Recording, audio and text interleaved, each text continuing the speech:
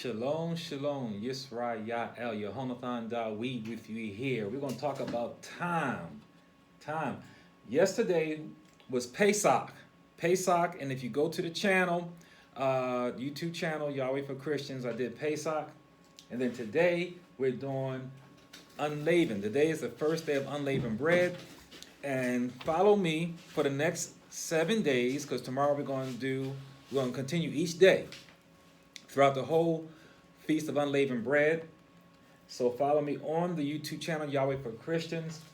And today, here we are on what they call the 28th of March, 2021. On WFBR, the famous 1590 AM. Yehonathan Dawid with you here. Humbly so. Shalom Aleichem, peace be on you. Now, yesterday, if you tune into the channel, I broke down this word Pesach. Pesach is what we call Passover, where those who agreed to the blood covenant put the blood on the lintel inside of their homes. Okay? It is the shape of the letter Chet, Hech, and it means separation. But in breaking down this word, it means a pretermission or an exemption. It is not a common word. It is proprietary to this particular secular, if you will, event. So the Pesach is really a victim, and we know it points to Yahweh, who is the victim of this blood covenant. In this word Pesach, I broke down to you that the root of the word is Pesach. Pesach means to hop or to skip over, hesitate, limp, lame. And I broke down this word limp and lame because we know the Hebrew word pisayach means limping. And we know in Isaiah 53, in the verse 4 verses I read, that we know that Yahweh Shua HaMashiach, who is the Pesach, is the suffering Messiah that Yeshaya speaks of in Yeshaya 53. He is a suffering Messiah. Then we talked about how when Yahweh had the wrestling event with Jacob, he touched the hollow of Jacob's thigh. And from that point on, Jacob had a limp. If you saw him across the desert plains, just a silhouette, he had a unique walk. From that point on, for the rest of his life, his walk was unique because his hip was out of socket. That muscle was shortened. So he had a little soul brother bop to him. This is the same walk that Yahweh had. When he came down off the mountain of Olives, he had that same soul brother bop. And you have it naturally in your soul today. That Hebrew walk. It comes from that shortening of the muscle that was put upon us. Yahweh for Christians on WFBR. Now, this is also why you know that Yahweh went about healing people. Yet in Luke 4:23, his detractors, Esau, the ones who were in charge of us, Roma set over us, said, hey, physician, you healing everybody else. Heal yourself. Why they challenged Yahweh to heal himself? Because he himself was the suffering Messiah. He walked about with a limp, and he himself looked like he needed healing. Of course, we know he didn't. But he looked like he needed healing. We also talked about Yahweh as the bride. Yahweh took himself on as the guilty bride. And you can find the blueprint for that in Numbers 5, verses 12 through 31. Please take time to read Numbers 5, 12 through 31. And you can see how Yahweh used himself, juxtaposed himself for us as the guilty bride. Of course, he was not the guilty.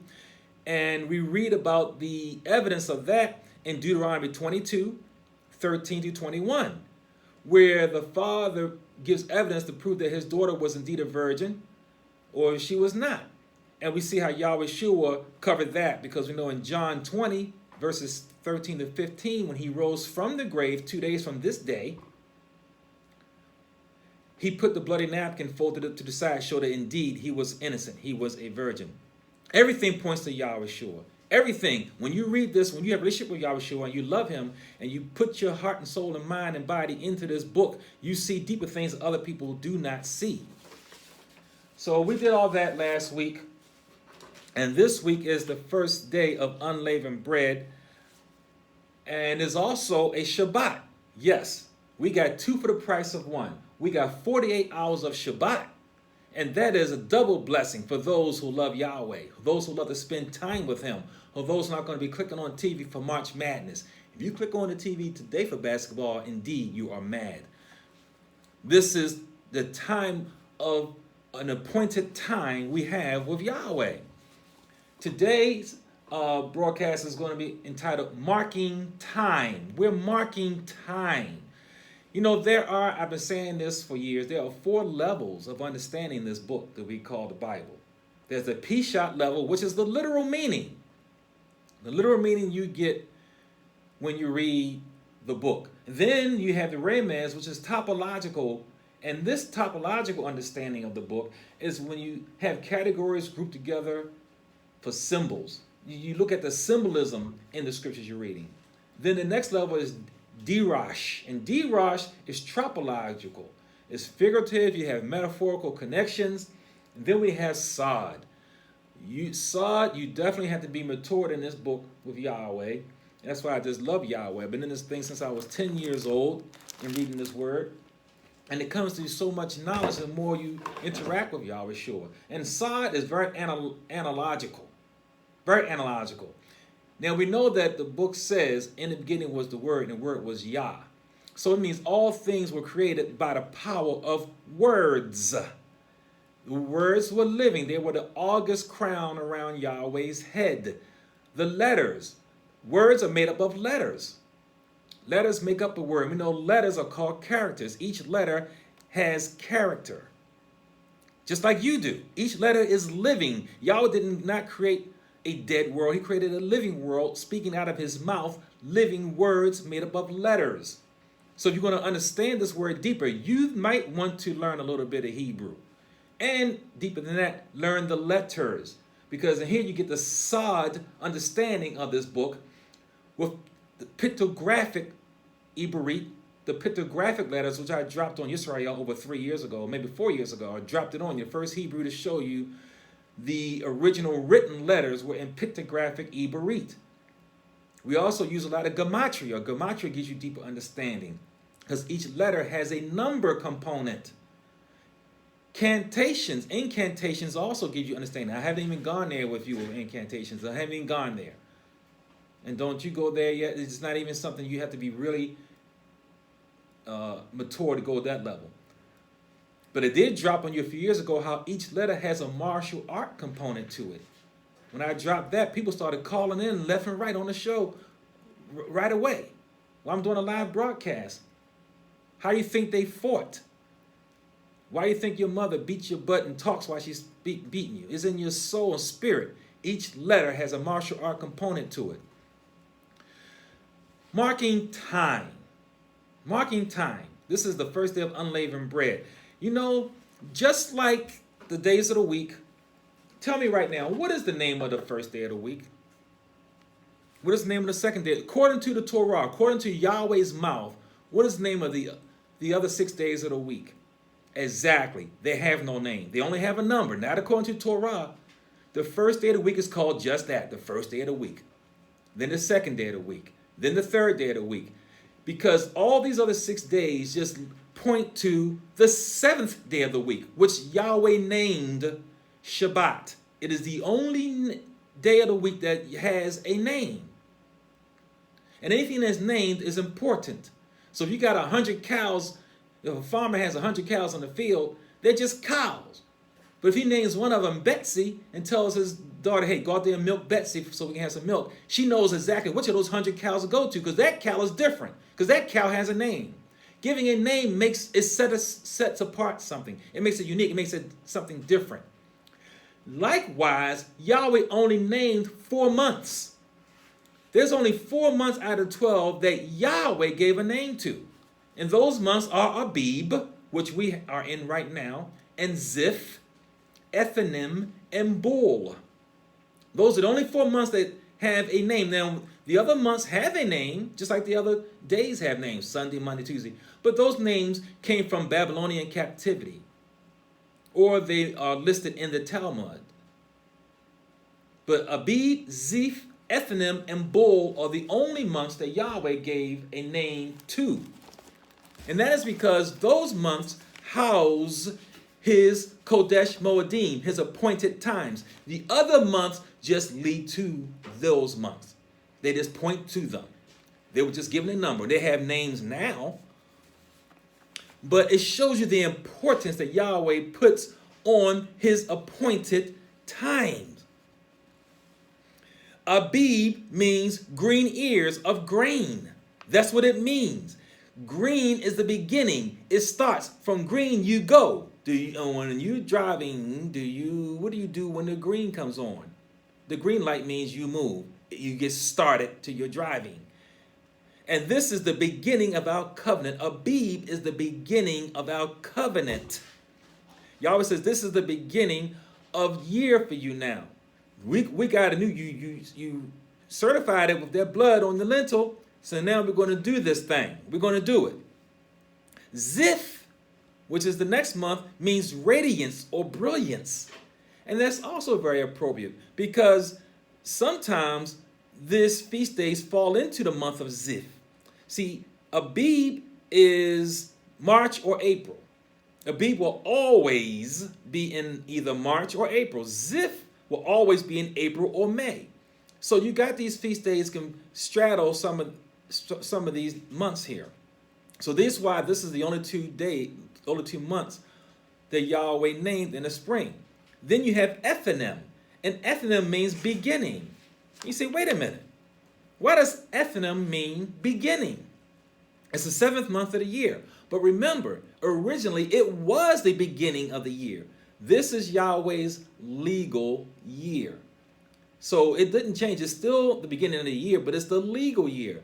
Abib is our blood covenant year with Yahweh. That's our appointed time. That's where his watch started ticking from that time in our spiritual relationship with him. There is a legal year, and that is Ethanim, the 7th month of the year. Then comes Bul. Bul means growth or produce. And that's very fitting because we know that happens in October, November, and we have the fall feast during that time. We also have the fall feast in Ethanim. Ethanim is September to October.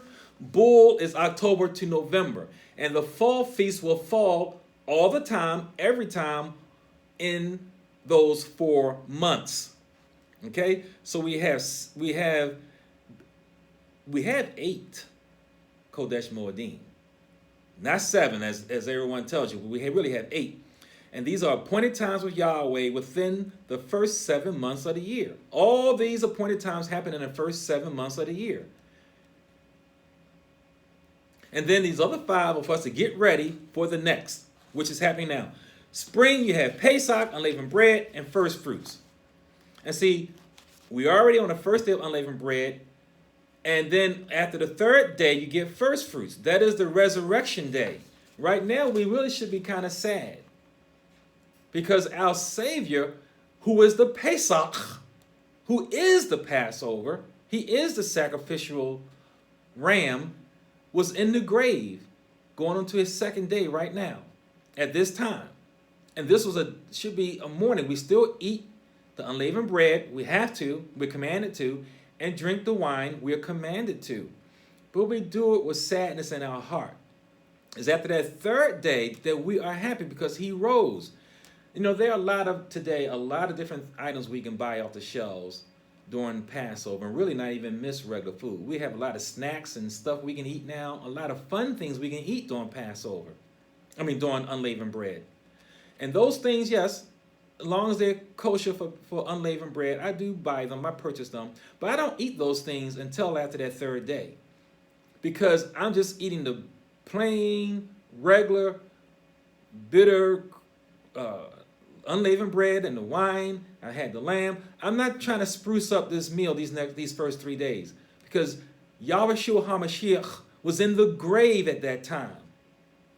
After that 3rd day, yes, I eat. They got cookies and cakes and all kinds of things you can eat that are kosher for unleavened bread. I do those things then. Now, in the spring, we're going to, starting from today, you're going to have to count 7 Sundays, what they call Sundays, because that's going to lead us to Shavuot. Shavuot comes counting 49 days. On the 50th day, it always happens on what they call Sunday, the first day of the week. It counts Shavuot.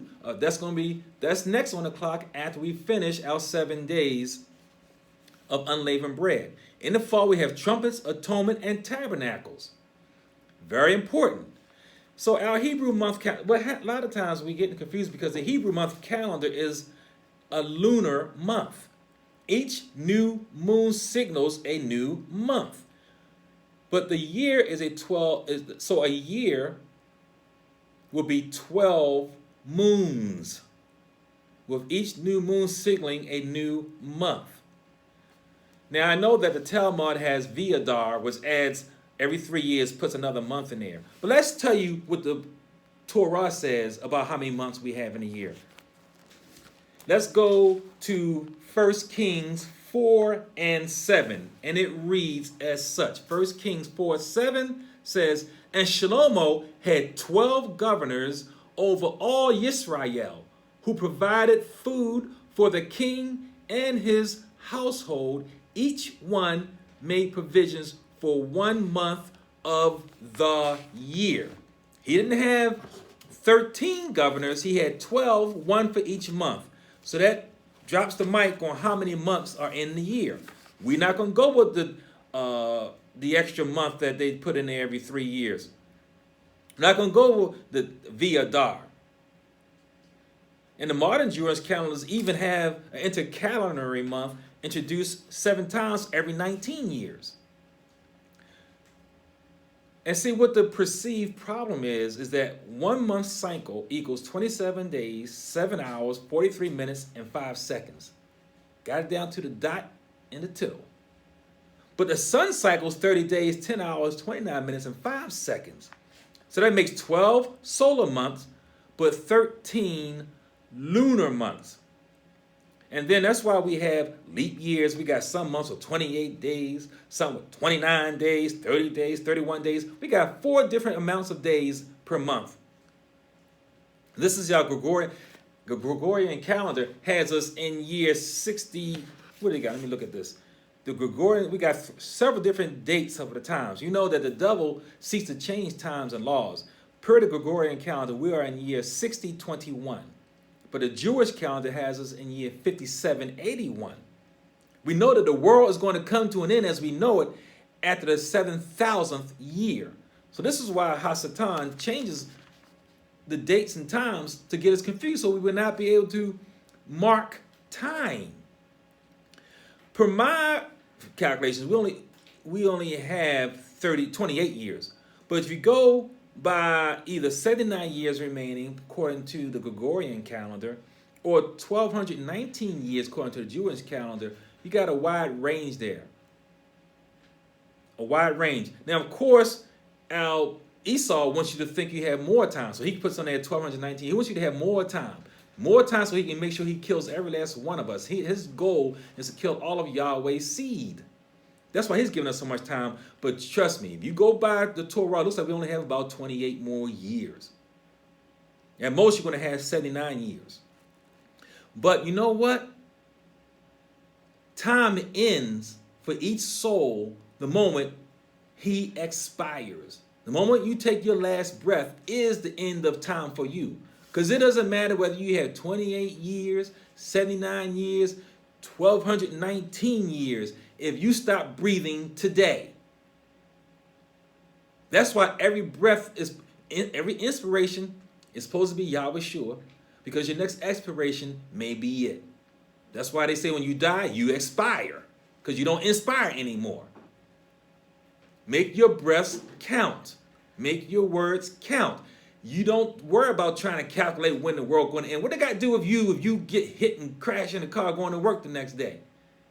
The world ends for you the day you die. Because when the next time your eyes open, there's only 2 things happening: judgment or grace. You live your life right, it'll be grace. Chin. And actually, more specifically, techenol. I dropped that word on you about 5 years ago. Techenol. That's the unmerited favor and what you call grace that comes from Yahweh Shua himself.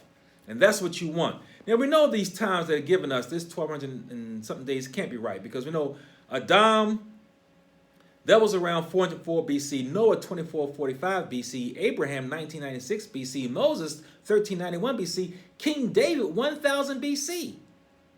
So we know we don't have this much time that they're saying we have left.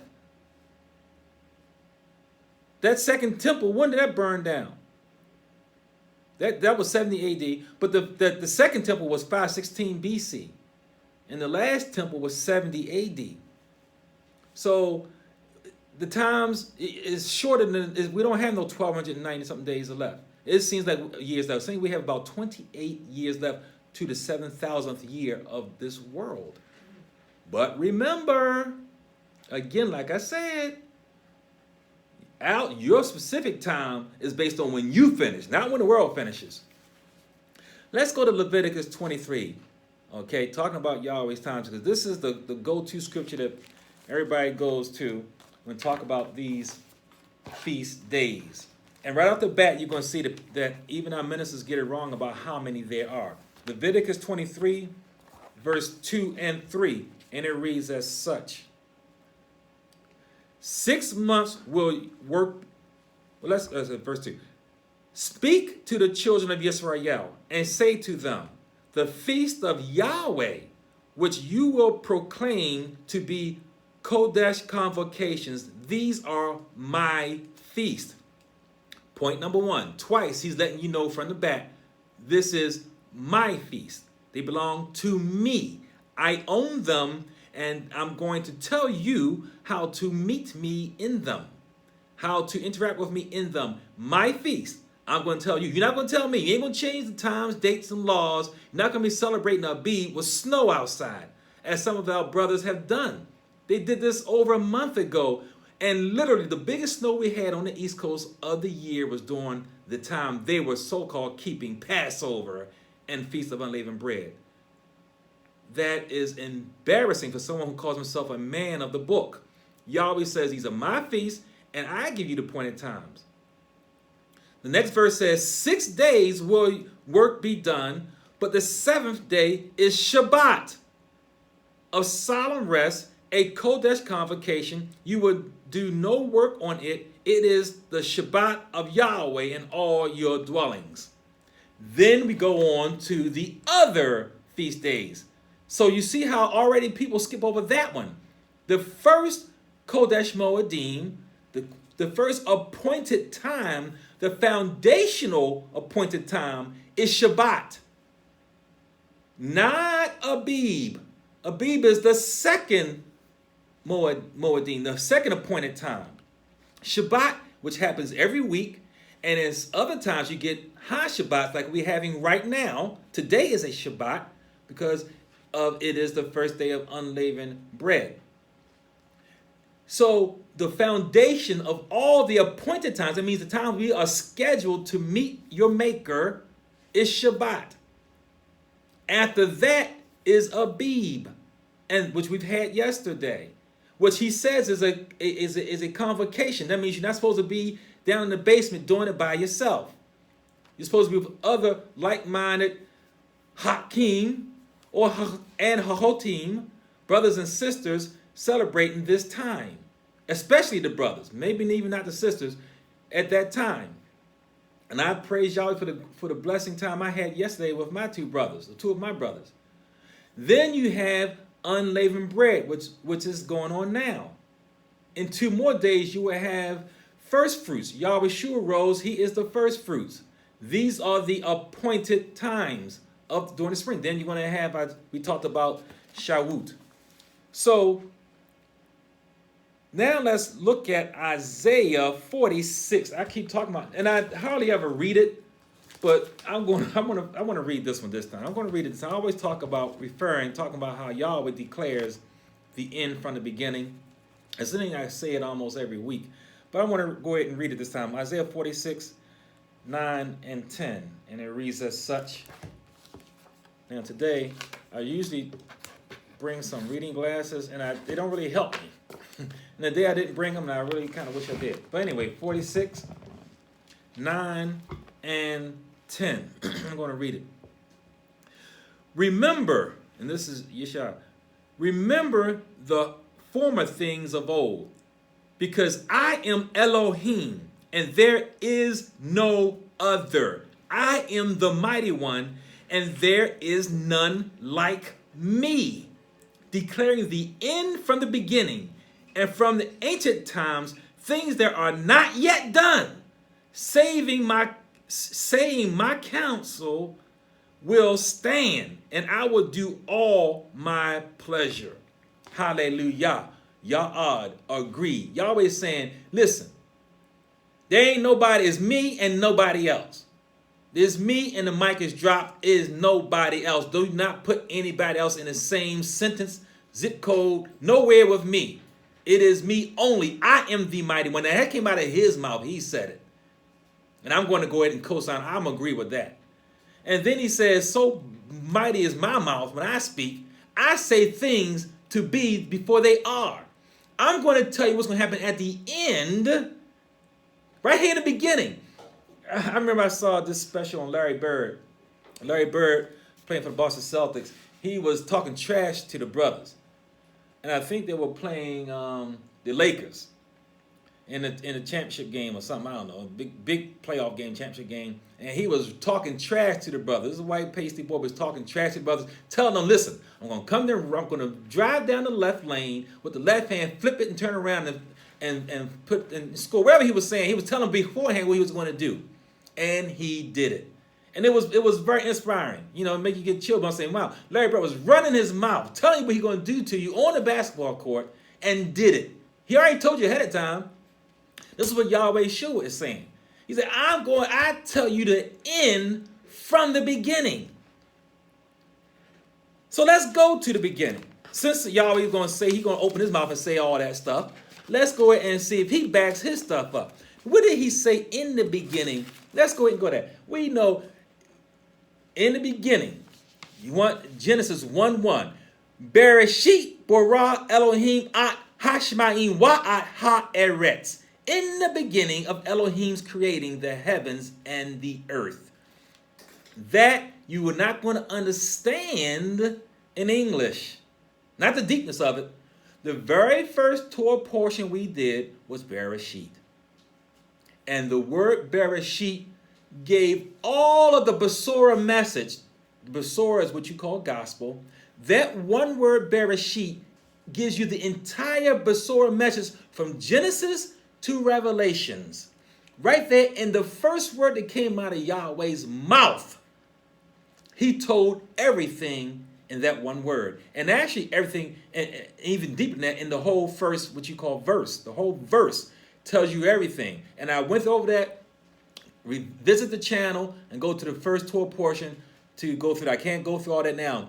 But in short, the Bereshit, the letter starts, the Torah begins with the letter Bayet, B. And that is the house. What Yahweh is saying is he is building a house to make his revelation to his creation. He is revealing himself via a house to us, his creation. That's what he is doing. And I shared yesterday in yesterday's lesson, if you can, you know, this is being recorded, when I download it, just I want you to see my hand. How the Yod is the fifth letter of the Hebrew Aleph Bayet. That's why you must try to expose yourself to some Hebrew to understand this word deeper. You can't understand this in English. And it is the hand opening, and it represents Yahweh and how he is revealing himself. If I have 4 quarters in my hand, but only partially open it, you see 1 quarter, you don't know that I have more to give you. You reach in your hand to take that 1 quarter, and you have not gotten all of the revelation. If open it further, you get the 2nd quarter, and further still the 3rd. Not until the hand is fully opened do you get the full revelation of the entire gift I have for you. And we have never seen the entire gift right now until after the sacrifice. Until the revelation of Yahweh Shua. He is the the revelation of all things. He is it. What we know today, none of them didn't know, Abraham, Isaac, and Jacob, they didn't know none of this stuff. Because we're on this side of the sacrifice. We now have the full revelation. Now, we don't know what's going to happen after the millennium. We don't know the details of that at the millennium, but we have more knowledge today than all of our forefathers because of the resurrection. When Yahweh overcame death, Hades, and the grave. He overcame all things. And in this word Bereshit, you have the house, you had the thorns, which was on his head, and you have the sacrifice, and you have the word tree. All of this is in the word Bereshit. All of this. You have the sun, the house, the thorns, and the tree, and you have the mark of the curse, how he received the curse mark. That's the entire Besorah message. This is why this ministry, Yahweh for Christians, only focuses on Yahweh Shua. Because the Besorah message, what you call the gospel, is all about him. Nothing else matters right now. Not anymore. Nothing else matters. The clock is ticking. This is what this is all about. We're waiting for the bridegroom. We're waiting for the groom. If you're the bride, you're waiting for him. If you're not, then it don't matter. Keep on watching March Madness or whatever else is on. I don't know. So we see that Yahweh Shua follows his father. He only did what his father said. He even told us, listen, in John 14:2, I go to prepare a house for you. See, he is the brick mason. I had to dispel that about him being a carpenter. That's what that white Jesus stuff, making him a carpenter. The same word for brick masons, the same word for carpenter. Why are you going to make him a carpenter? Why are you going to downgrade the elements of his tool, of his trade? That's because when fire will burn down a wooden house. It ain't going to burn down a stone house, but his stones are made out of gold. All it would do will purify it even more. Fire will only purify the Bayet of Yahweh Shua. Fire will only purify the house of Yahweh Shua. It will not burn it down like it would wood. It will burn down wood. That's why your Christian white Jesus tells you that he was a carpenter. Jesus was a carpenter, but Yahweh Shua was a brick mason. And he said in John 14:2 that he's going to build a house for us. He is going to come down from Hashemayim, and it's going to crush all these world's governments. It's going to have 12 gates with 12 foundations. 12 foundations named after Hebrew names. 12 gates with Hebrew names on them. I think you'll get a clue that Hebrew is it. It ain't no Greek, ain't no Latin, ain't no English. Hebrew, Iberit. And his kingdom is an everlasting kingdom with precious stones, precious materials. Read it. We did it before. We'll do it again. He's building that right now. His father's house has many mansions. Many of them. Each one for each one of us. And it would not be torn asunder. It would not burn down. This brick mason is building things plumb and square. Plumb and square on his flat earth. That's why another reason why they teach that dome earth. Because based on the size of this last kingdom that's coming down here, if this world was a globe, his kingdom would wobble. See, you got a brother like me who watches all that stuff. I look at everything. You measure that kingdom the way Ezekiel told it, the size Ezekiel said it would be, then you see, and then with this dome earth that curves 8 inches per mile, that's what they say. This world is curving 8 inches per mile. And you put Ezekiel's temple that he outlined 7 chapters in detail of the size of this last final temple, it would wobble. Yahweh ain't doing nothing shaky. Yahweh for Christians on WFBR 1590. Yehonathan Dah, we here dropping knowledge. And what did Yahweh Shua say in Psalm 127? Unless Yahweh builds a house, he who builds it labors in vain. Unless Yahweh guards a city, the watchman is watching it in vain. Yahweh is building a house. He told us the end from the beginning. Bereshit, he is giving us his revelation through his house, the house of Yahweh. And it's built on the foundation of his son, Yahweh Shua. Yahweh Shua is the rock, that the stone, he is the cornerstone that the builders rejected, plumb and square. There's no deviation. That's where English comes from. Angle. When you deviate from the line, you get an angle. I know there's people out there who know how to build houses. When you deviate from the line, you form an angle. That's where the Englishmen call themselves. They call themselves, I ain't me saying it. They call themselves anglemen, English. That's where English comes from. They say they're deviants. They say they are deviants. This language is language of slavery. It's a language of deviancy, which is why I give you original words, original truth, which is why you get more truth here, because I'm using original words to give you a deeper knowledge. You ain't going to get no truth out of English. You're going to get a deviancy. You get deviancy, angle. You get an angle from the plumb line. Yahweh Shua is the plumb line. He is the cornerstone that the builders rejected. Genesis 22:13. See, your ticket is in the thicket. I should have put that out there like that. Your ticket is in the thicket. You know, I sent my little advertisement out this morning on this broadcast, but I want you to keep that in mind. This is going to be I want you to say this week, all this week to yourself, when you wake up after you praise Yahweh. My ticket is in the thicket. What was that thicket? Genesis 22:13. And it reads thusly. Y'all know y'all like that old English word. Then Abraham lifted his eyes and looked, and there behind him was a ram caught in a thicket by his horns. So Abraham went and took the ram and offered it up for a burnt offering instead of his bane, his son. Isn't that beautiful? See, your ticket was in the thicket. He had his hand already coming down to slash the throat of his son in faith, believing that Yahweh would raise him up again. But that's not what Yahweh had planned. Yahweh Shua said, I am going to be your sacrifice. I'm going to be one. You don't have to do that, Abraham. Your ticket is in the thicket. And he looked up and see, y'all know Yehonatan. I look at things deep. And this thing is deeper. I'm going to have to even brief it here. I'm going to get a little deep on this one verse that everybody's missing over and you don't even see it. It says, and Abraham lifted his eyes, right, and looked. So his hand is coming down to slit his son's throat. And then he looks up. But then it says, and then he turned behind him. Why would he turn behind him if he looked up? Why is he turning around and looking up, turning around?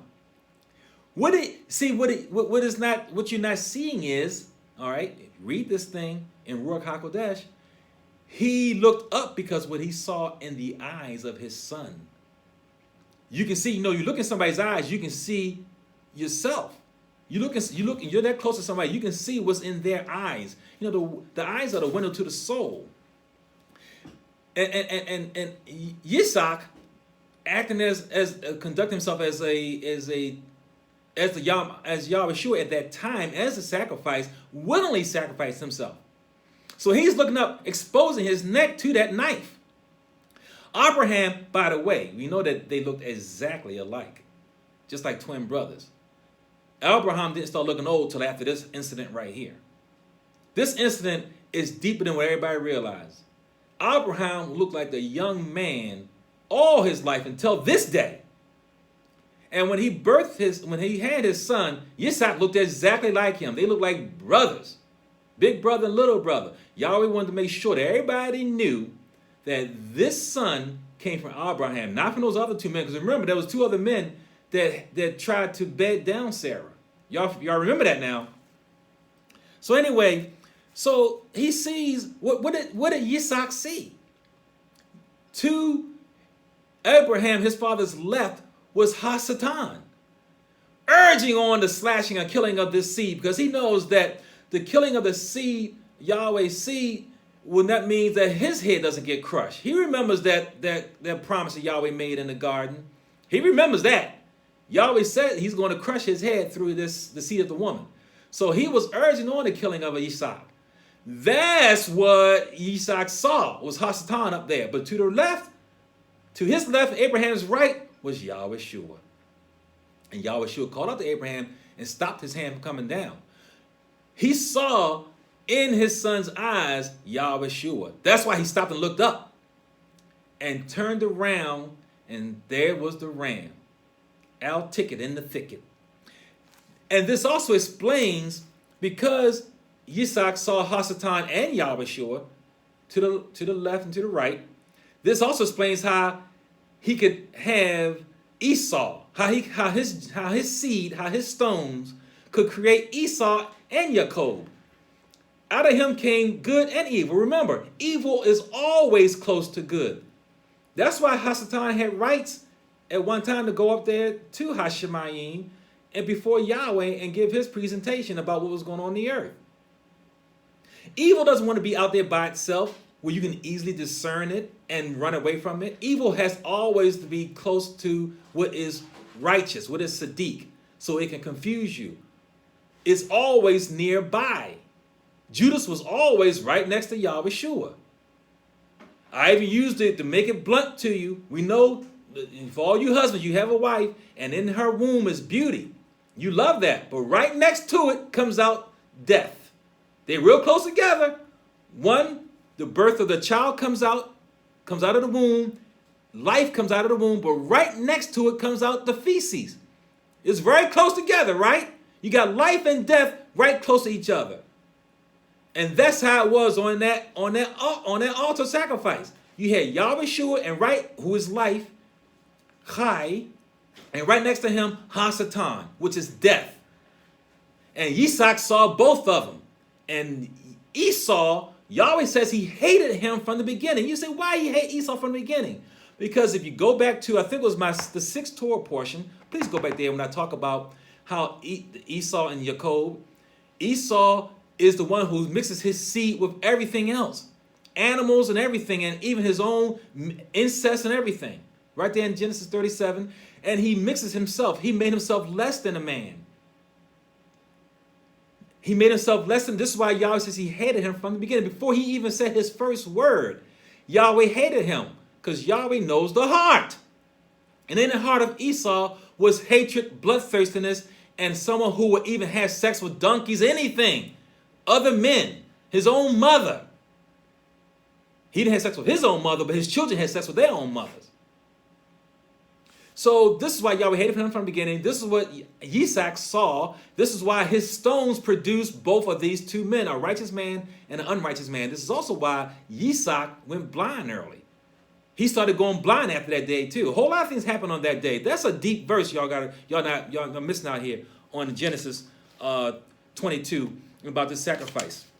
So we see that in the beginning, Yahweh gives us what's going to happen at the end. If you look at this word, again, I look at these words deeply. Why the thicket? He caught him in the thicket. This ram, this was Yahweh Shua. Okay, these horns was caught in the thicket. And he says that this word is a prickling. It means Yahweh Shua is going to reveal to us the true sacrifice.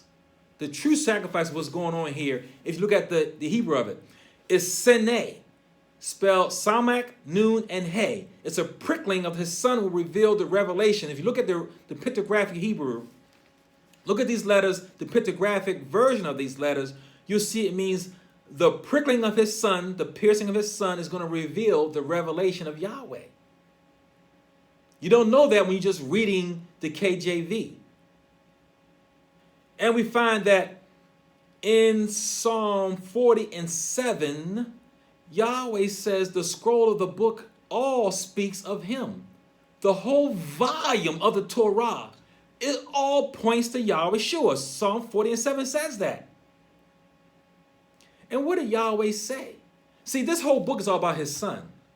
The only time that I can think of in the whole book where Yahweh himself is talking is when he told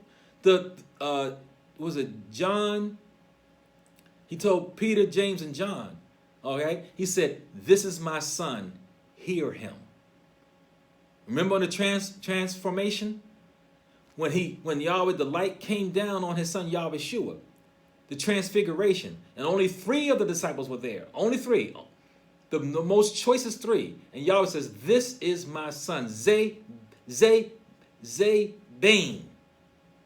Shema, Zebane, Shema, my son, hear. That's what he said. And that was Yahweh's throat saying. Everything else is Yahweh Shua talking. Oh, Mount Sinai and all that thunder from heaven, that's Yahweh Shua talking. It's all about him. The whole volume of the book is all about him. And this is about a revelation of him. And when you read this thing, you get to understand that. So that's why time matters. This whole keeping of the feast days, and it matters what time it happened. If you say time doesn't matter, it doesn't matter what time you go to work.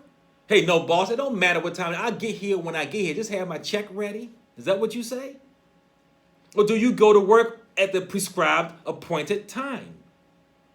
So if you got a vacation plan and it don't matter what time it is, you go. If your plane was supposed to fly off on Thursday at 3 o'clock, and you come in the following Tuesday at 2 o'clock, is your plane going to be there waiting for you? Is your ticket going to count? Your ticket that you had in the thicket, is it going to count? These appointed times matter. Yahweh gave you a time. You need to learn it and follow it because it matters. If your train leaves a certain time, you can't come anytime you want. If your boat leaves a certain time, you can't come anytime. If your dental appointment is at a certain time, you need to be there at the appointed time. Do not say it doesn't matter. It does matter. If it didn't matter, go to work when the hell you feel like it then. And see if you're going to keep on getting checks from that place of employment. So we know that everything starts from the dark to the light. Everything. Yahweh Shua says in Psalm 19:2, night unto night reveals knowledge. Night unto night reveals knowledge. The evening and the morning started the first day. The evening and the morning started the second day. You were born the beginning of your birth, when the seed of your father and mother got together, was in darkness. When you split the womb, you come out into light. Everything begins in the darkness. Winter is darker than spring. A bead begins the light. All things start from dark to light. The moon reads like the Torah. When it is a new moon, you don't see it. It is zero luminosity.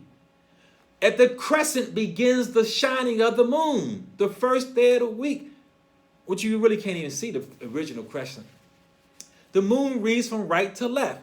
And once it becomes full luminosity, you have full revelation of the end of the month. Psalm 89. Let's read Psalm 89, starting at 36. 89. Why do I have Psalm 89, 36 and 37. And it reads as such.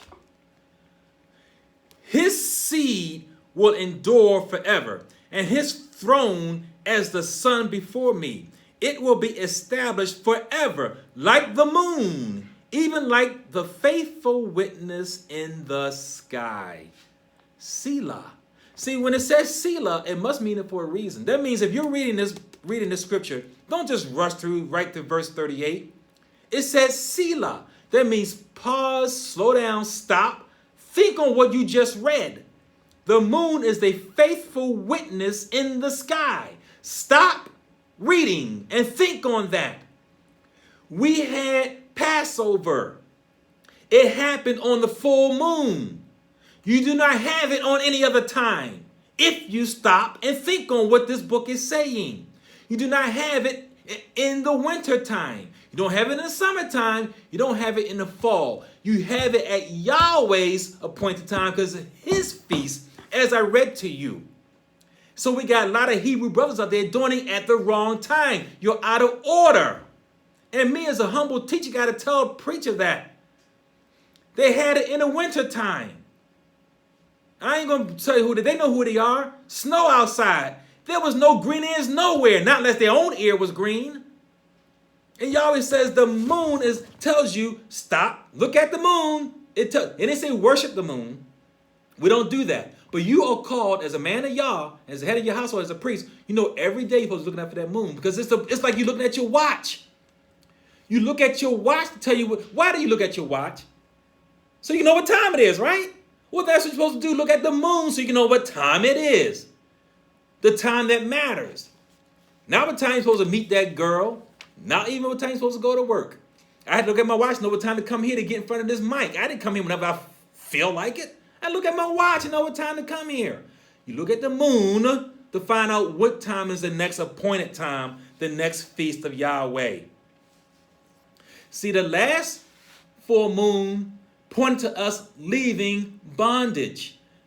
The next one is going to lead to us leaving slavery of our souls. First, we have bondage of our flesh, but the next appointed time for the eternal age is going to be leaving us from the slavery of our souls. Slavery is worse than bondage. See, what we had in Egypt was practice. That's all it was. Practice for what we're going through now. We're going through hell now. Slavery is worse. We don't just have, because you don't have chains on, you think you're not a slave? If you call on the Lord God Jesus Christ, your brain is in slavery. Your heart is in slavery. We hate everything. We hate everything about slavery except the Lord God Jesus Christ. When you only got the Lord God Jesus Christ in slavery, then they gave him to you, then they took the chains off your hands and your ankles and your wrists, and they took the iron bars from around your neck and took the bridle out of your mouth, because they already had your brain chained up with the Lord God Jesus Christ. So here today, you're still in slavery. You need to look for the moon, look for the appointed times to get out of slavery, boys and girls. Get out of slavery, follow Yahweh's Kodesh Moedim, and get out of slavery. You did it to get out of bondage. Now, and that was physical. Now we need to follow to get out of spiritual slavery. Yahonatan we with here, Yahweh for Christians on the famous 1590. So I thought I just want to drop by here and tell you this, because we have too many brothers and sisters who are not taking this seriously. When I was with my brothers yesterday, we had a beautiful time, Ark Rod and Ark Brian. And right next door, his next door neighbors was having their own celebration. So here we got three brothers celebrating Passover, and across the next neighbor having a big old shindig going on. Old barbecue, everybody's up there having a good old time, rocking the music, not even having a clue to what really time it was. Not any understanding. And it hurts my heart to see all those souls. And there was a huge party over there, huge. So much they were all into they had cars front, back, left, center. Brother Rod and myself and Brother Brian had to go out there and get those cars off the property. They had their vehicles over into Brother Rod's property with their party that had nothing to do with the Torah. And it hurts my soul that these are brothers and sisters over there enjoying themselves, having a good old time, and not knowing really what's going on. The groom is not going to come and give you all kinds of, give you exact time and date. For those who are not waiting for him, he's going to come as a thief in the night. And there were 10 virgins out there. Key word, they were virgins. That means they were chaste. They were set apart. They were not hoochie mamas. They were virgins out there waiting for the groom to come. 10 of them. They were doing what they're supposed to do, right? But what happened? You know the story. The apparent delay of the groom coming found that 5 of those virgins weren't quite ready. They were right externally. They kept the feast days. They didn't eat the pork. They kept the Sabbath. They did everything according to the letter of the law. But they did not have spiritual discernment. Because when the groom did come, they didn't have Ruach HaKodesh. And you're not getting the meaning, the real deeper meaning of that parable. Let me go ahead and drop some more knowledge on you. Because we know for 1,000 years, we're going to have virgins. The Satan is going to be taken out of the way temporarily. So nobody's going to be sinning for 1,000 years. They're going to keep the feast. They're going to keep everything. They're going to keep 613 commandments. Like beautiful righteous, Sadiq virgins. But when Yahweh HaMashiach comes to receive the rest of his children, are they going to receive him? Are they going to stop the 613, which is an antitype? Right now, we're keeping these days not to save our souls and our lives. This is practice for the real thing when we see Yahweh Shua and become like him, even as he is. Right now, we're still housing his blood and coveting. We coveted his position, and we're housing his blood, and we still sin. He forgives us, but we still remember what we did yesterday. We still remember our sins. I know when I was unleavening my house, I found old pictures of things I had to get rid of. It brought up sinful memories in my head. When I looking at the pictures, I was forgiven for those things, but I had to throw that stuff out. But it still brought back the memories. The same is going to happen during that millennial kingdom. All that sin is going to remain with them if they don't then accept the type, which is Yahweh Shua. Right now, everything is an anti-type. It's to lead us to him. When he comes, you don't need that anymore. You're going to do it naturally, automatically. I'm not going to have to be looking at the moon, counting. I have to do everything like a robot because I'm learning. I'm learning step by step, step by step. And these 5 virgins were doing what they're supposed to do by the book. But what did they have to do when Yahweh Shua came, when the bride came? They had to go out to do what? Get oil from those who what? Buy and sell. What is the last days of the market beast all about? Ding, ding, ding, ding, ding, ding. You're right. Buying and selling. So these virgins had to defile themselves, leave from being set apart like they were, and go back to the world and buy and sell. They had to join in back with the world that Yahweh set them away from and join back in to the world. That's what they did. Yahweh says it's not about following him. It's about remaining with him, staying with him. Staying with him. In patience possess ye your souls. We did the 7 so-called churches, remember? And how that final group, in patience, there was 2 more weeks of apparent delay. Yahweh Shua goes to Yehuda first before he gets Ephraim. There's a 2-week delay there. Or there's 10 days, actually, 10 days before that next final appearance of Yahweh Shua. That's when those 5 virgins missed out. I'm telling you today, hang on, hang on, hang on. Now, tomorrow we're going to have part 3 is going to be called the earthly witness. I'm going to talk about the earthly witness. The earthly witness is Abib. In the mouth of 2 or 3 witnesses will everything be established. How do we know that when Abib started? How do we know when the beginning of the year started? How do we know? We can't just go by the moon. We have to have an earthly witness. Until then, Yahonatan that we with you here. Tune in for tomorrow on the YouTube channel for part 3. Shalom Aleichem, peace be on you.